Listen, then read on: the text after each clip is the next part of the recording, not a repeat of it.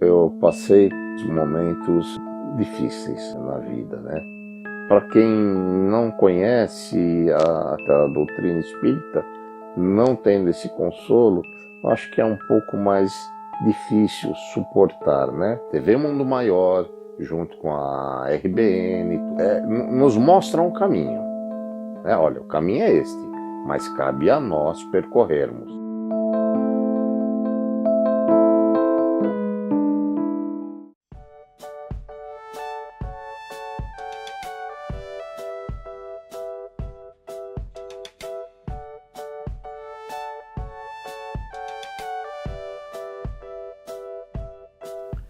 Nós estamos aqui dando continuidade ao que estamos falando do estudo que o Dr. Inácio Ferreira está fazendo agora no seu blog.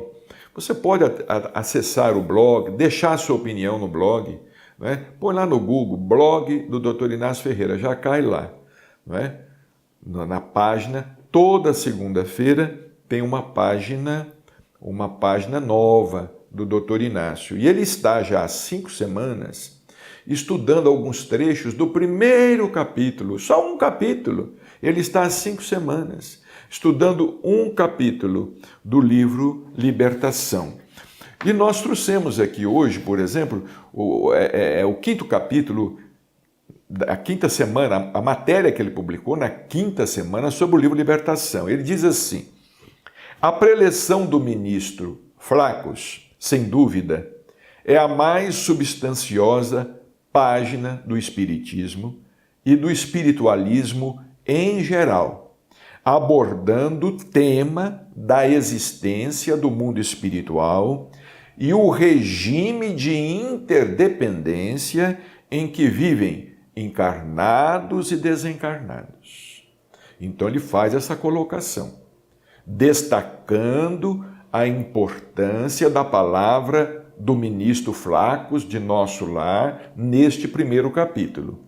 É um assunto para ser estudado e refletido demoradamente. Não é simplesmente para ser lido. Não é simplesmente para ser lido. Discorrendo, diz o Dr. Inácio, sobre a situação da comunidade dos que vivem fora do corpo, nas proximidades do orbe terrestre, o ministro elucida. Um reino espiritual dividido e atormentado cerca a experiência humana em todas as direções, intentando dilatar o domínio permanente da tirania e do poder. Isso é muito grave. Vejamos o que ele nos fala, que um reino espiritual dividido e atormentado cerca a experiência humana em todas as direções. Então nós sofremos essa pressão psíquica, nós encarnados estamos sofrendo essa pressão psíquica desse reino espiritual dividido e atormentado, na tentativa de dilatar o domínio permanente da tirania e do poder. São aqueles espíritos infelizes, nossos irmãos, igualmente filhos de Deus, mas espíritos que ainda não despertaram, não acordaram de maneira suficiente para cuidarem de sua própria evolução e que ficam vivendo em processo de vampirismo com os encarnados conosco. Vivem em processo de vampirismo, porque, como nós dissemos aqui no primeiro bloco, são muitas dimensões espirituais. Não é? Chico Xavier falava conosco assim, olha, cerca de 2/3 daqueles que desencarnam, que deixam o corpo, ficam aqui mesmo. Quer dizer, ficam aqui, na terra espiritual, ao nosso lado, não é? Às vezes, participando, morando na nossa casa, entre aspas, não é? Mas numa casa astral, não é? Morando na nossa casa, sentando à nossa mesa, deitando na nossa cama, andando conosco, bebendo conosco no mesmo copo, etc, etc, etc. não é?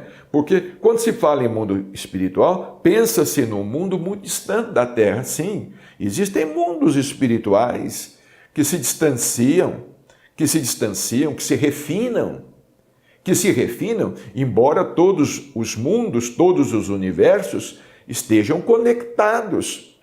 Mas existem aqueles espíritos que ficam por aqui. Eles não se desapegam facilmente.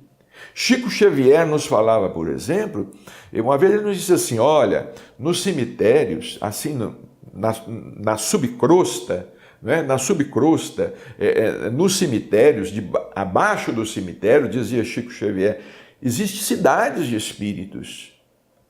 Cidades enormes. E ele falou assim, olha, com prefeito, vereador e tudo mais. Não é?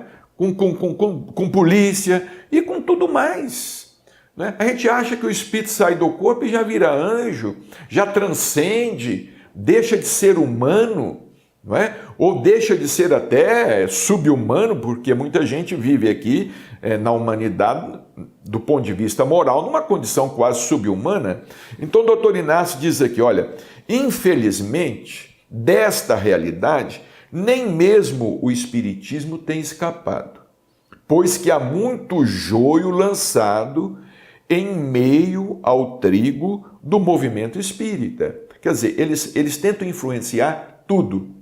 Influenciar a política, influenciar a ciência, influenciar a religião, influenciar a filosofia, influenciar as atividades humanas em geral. Claro, tem influência do bem? Sim, existe a influência do bem. Mas também a influência negativa é muito grande. Então o doutor Inácio diz aqui que nem o movimento espírita tem escapado. E muito lutam pelo poder, chegando mesmo a serem tirânicos contra aqueles que não rezam pela sua cartilha. Então, muitos no movimento espírita, influenciados por esses espíritos, lutam pelo poder e chegam a ser tirânicos aos que não rezam pela sua cartilha. O chamado movimento espírita, diz o doutor Inácio, está contaminado em quase todos os seus segmentos e carece ser saneado, com os seus militantes voltando a se devotarem ao verdadeiro espírito da doutrina. Então, às vezes, influenciados por esses espíritos, nós vivemos no movimento espírita também na disputa do poder. E nos esquecemos de vivenciar a doutrina, não é? E de nos devotarmos ao verdadeiro espírito da doutrina, porquanto esses espíritos querem destruir tudo.